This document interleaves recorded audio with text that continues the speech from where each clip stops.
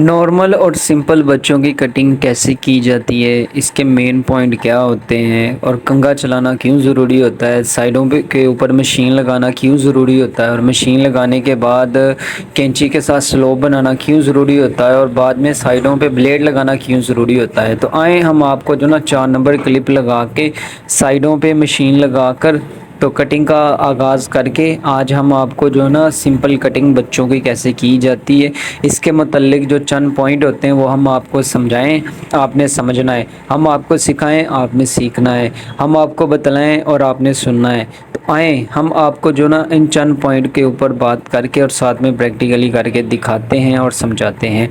तो सबसे पहले 4 नंबर का क्लिप जो है ना वो साइडों पे लगाया जाता है दोस्तों। फर्स्ट साइड पे मुकम्मल जब हम 4 नंबर क्लिप लगा लेंगे, जैसे कि आप देख रहे हैं कि बच्चे ने जो ना फर्स्ट साइड पे 4 नंबर का क्लिप लगा लिया है, ब्रश लगा के सफाई करके फर्स्ट साइड की।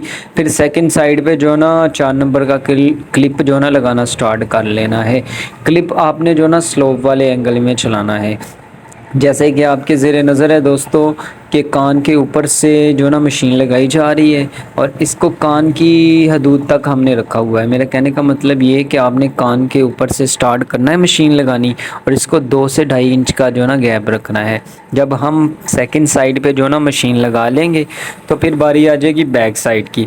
बैक साइड पे हमने ध्यान के साथ जो ना दोनों साइडों के मुताबिक जो ना गुलाई की शेप में जो ना अच्छी तरह मशीन लगा लेनी है। जब हम 4 नंबर क्लिप जो ना तीनों साइडों पे लगा लेंगे तो फिर बारी आ जाएगी कंघा चलाने की। तो जो घुंघरीले बाल होते हैं उनके ऊपर जो ना शावर करके उनको अच्छी तरह कंघा चलाया जाता है। जब मुकम्मल सर पे अच्छी तरह कंघा चल जाए दोस्तों तो फिर उसकी मांग सेट की जाती है, यानी कि फर्स्ट साइड की जो ना मांग उसको सेट कर लिया जाता है। तो ये नॉर्मल वन साइड कटिंग बच्चे की जा रही है जो ना स्कूल में भी चलेगी और सिंपली जो ना घर पे भी चल जाएगी। तो welcome back to Mudassar hair salon 2 दोस्तों, मैं आपका अपना मुबश्शिर और आज की इस नॉर्मल बच्चों की कटिंग की इस वीडियो का जो ना हम प्रॉपरली आगाज़ अब कर चुके हैं।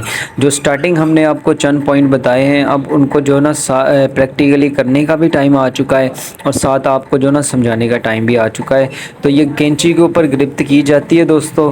जब आपने अच्छी तरह कैंची के ऊपर गिरफ्त कर ली फिर आपने जो ना फर्स्ट साइड की स्लोप बनानी स्टार्ट कर लेनी है, यानी कि कंघे के ऊपर बालों को उछालना है और कैंची के साथ बालों को ट्रिम कर लेना है।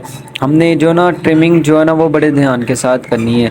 इसमें हमने जो ना कैंची को स्पीड के साथ चलाना है ना कंघे को, दोनों की स्पीड एक जैसी होनी चाहिए। मतलब कि अगर आप नॉर्मली कंघा चला रहे हैं तो नॉर्मली कैंची चलनी चाहिए। अगर आप नॉर्मल कंघा चला रहे हैं तो कैंची स्पीड के साथ चलाएंगे तो वो जो ना कट पड़ जाएंगे, आपकी जो ना कटिंग वो सारी जो स्लोप है वो डिस्टर्ब हो जाएगी। तो आपने सबसे पहले ये ध्यान रखना है कि कैंची और कंघे की स्पीड एक जैसी हो। फिर आपने कंघे को स्लोप वाले एंगल में चलाना है, जैसे कि आपके सामने दोस्तों मशीन से ऊपर जो ना कंघे की स्लोप बनाई जा रही है, यानी कंघे के साथ जो ना फर्स्ट साइड की स्लोप बनाई जा रही है और इसको बड़े ध्यान के साथ जो ना इसकी स्लोपिंग की जा रही है। इसी तरह हमने जो ना बैक साइड की फर्स्ट साइड की स्लोप जो ना वो कंप्लीट कर ली। अब कान के ऊपर वाले पोर्शन पे जो ना हम स्लोप को बनाना स्टार्ट कर चुके हैं।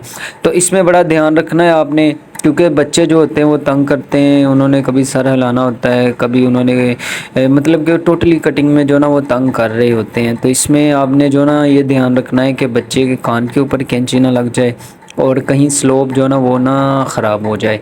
तो जब आप एहतियात का भी ध्यान कर लेंगे और स्लोप को भी बड़े ध्यान के साथ बना लेंगे तो इसी तरह आपने जब कैंची और कंघे के साथ अच्छी तरह फर्स्ट साइड की स्लोप बना ली और बच्चे के हिलने जुलने के ऊपर भी कंट्रोल कर लिया तो इसी के साथ हमारी फर्स्ट साइड जो ना वो नीड हो जाएगी। यानी कि कैंची और कंघे के साथ इसकी स्लोप बनाने का जो प्रोसीजर है ना, जो आपको हमने यहाँ तक करके दिखाया और साथ में समझाया, वो अपने इख्तिताम पर पहुँचा।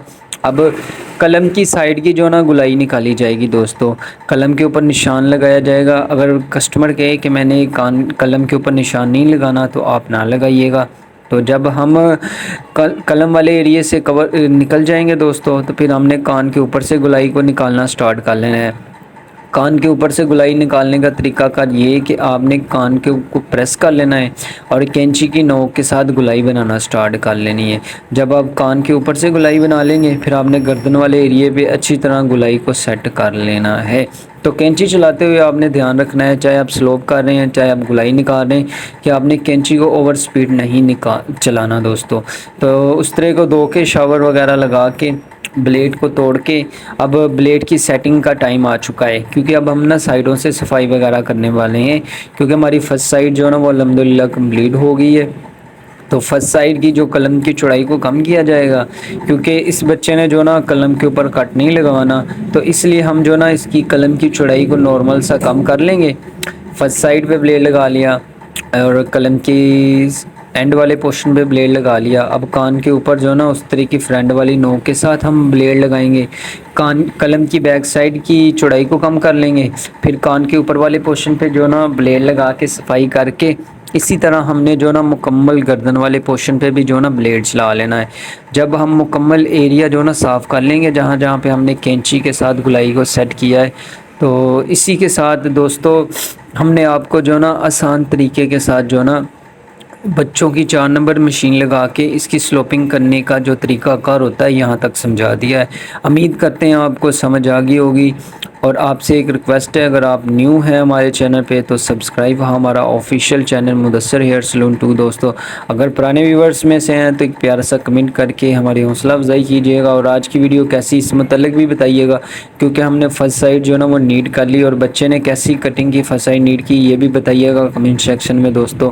तो अब दोबारा कंघा चला के मुकम्मल फ्लोर के ऊपर यानी कि ऊपर वाले बालों के ऊपर कंघा चला के अब हम जो ना सेकंड साइड को नीट करने की तरफ जा रहे हैं। तो सेकंड साइड को नीट करने के लिए सबसे पहले हमने जो ना कान के ऊपर वाले पोर्शन पे जो ना गुलाई बनाना मेरा कहने का मतलब है कि स्लोप बनानी स्टार्ट करनी है। तो इसमें ध्यान यही रखना है कि आपने जो ना कैंची और कंघे की स्पीड एक जैसी रखनी है। आपने ओवर स्पीड नहीं लगानी, ना कैंची की ना कंघे की, दोनों की स्पीड एक जैसी हो। अगर नॉर्मली आप कंघा चला रहे हैं तो नॉर्मल कैंची की स्पीड होनी चाहिए। इसी तरह आपने कान की बैक साइड से स्लो बनानी है, फिर कान के ऊपर वाले पोर्शन पे स्लो बनानी है, और इसी तरह जहाँ जहाँ पे फिर स्लो मोटी स्लो बनाने के बाद कमी पेशी हुई वहाँ पे हमने कैंची और कंघे की मदद के साथ अच्छी तरह जो ना स्लोपिंग को सेट कर लेना है।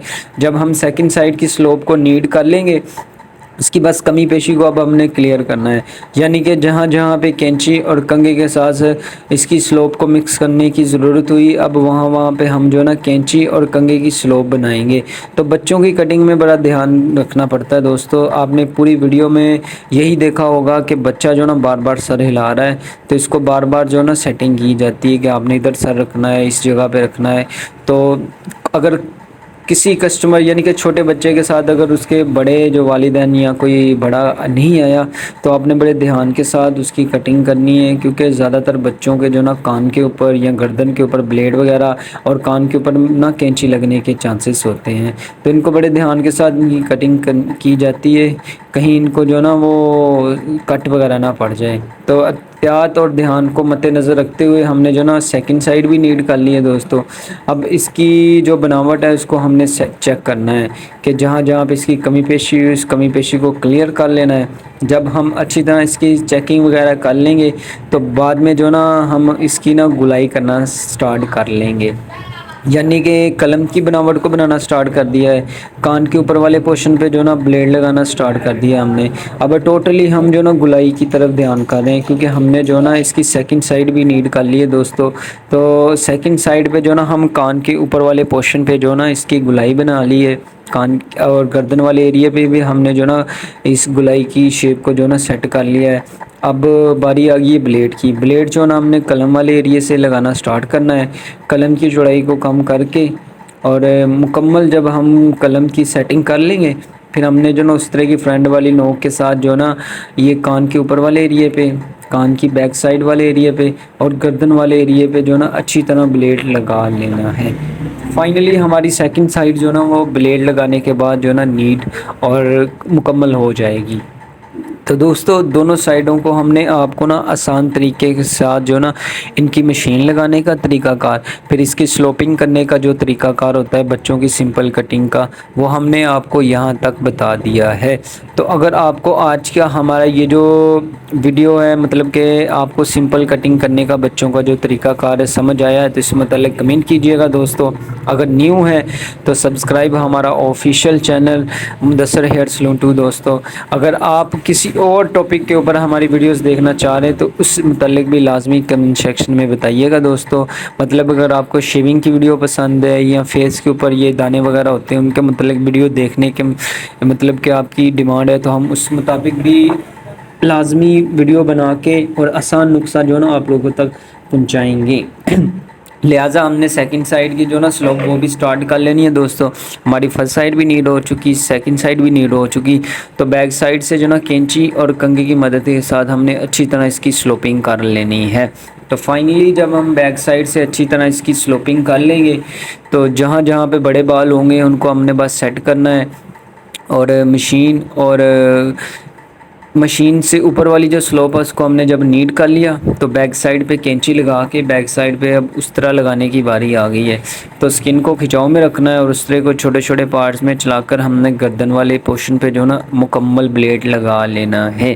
तो दोस्तों आप चाहे शेविंग में उस तरह चला रहे हैं, चाहे ख़त में उस तरह चला रहे हैं, चाहे कटिंग के दौरान उस तरह चला रहे हैं, तो आपने ध्यान यही रखना है स्किन को ज़्यादा खिंचाव में रखना है और उस तरह को छोटे छोटे पार्ट्स में चलाना है। यानी कि आपने उसको फुल स्किन के साथ मुकम्मल रख के नहीं चलाना, उसको स्लोली स्लोली चलाना है और इसी तरह आपने बालों को मुकम्मल काट लेना है।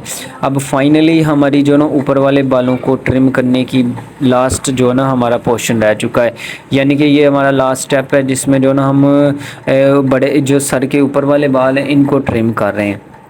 तो ये मांग के ऊपर वाले बालों को ट्रिम करके फर्स्ट साइड, सेंटर वाला पोर्शन और सेकंड साइड, यानी कि इसको 3 हिस्सों में हमने डिवाइड कर लेना है। और फर्स्ट जो है ना हमने पफ के ऊपर से बालों को ट्रिम करना स्टार्ट कर लेना है, फिर सेंटर वाले पोर्शन से बालों को ट्रिम कर लेना है, फिर हमारा लास्ट पोर्शन रह जाएगा तो इसको अच्छी तरह हमने ट्रिम कर लेना है। तो ऊपर से बालों को ट्रिम करने का ये तरीकाकार होता है दोस्तों कि कंघे के साथ आपने बालों को गिरफ्त में करना है और अपनी दूसरे हाथ की 2 फिंगरों के साथ आपने बालों को ट्रिम कर लेना है। तो इसी के साथ दोस्तों हमारी आज की ये जो बच्चों की सिंपल कटिंग की मुख्तसर सी जो टिप है वो अपने अख्ताम पर पहुंची। तो फाइनल लुक आप देख लीजिएगा मांग वगैरह सेट करके। तो ये बच्चे ने आज की ये जो कटिंग है अपने अख्ताम पर पहुंचा दी है, यानी कि ये फ़ाइनल रिज़ल्ट आपके सामने है।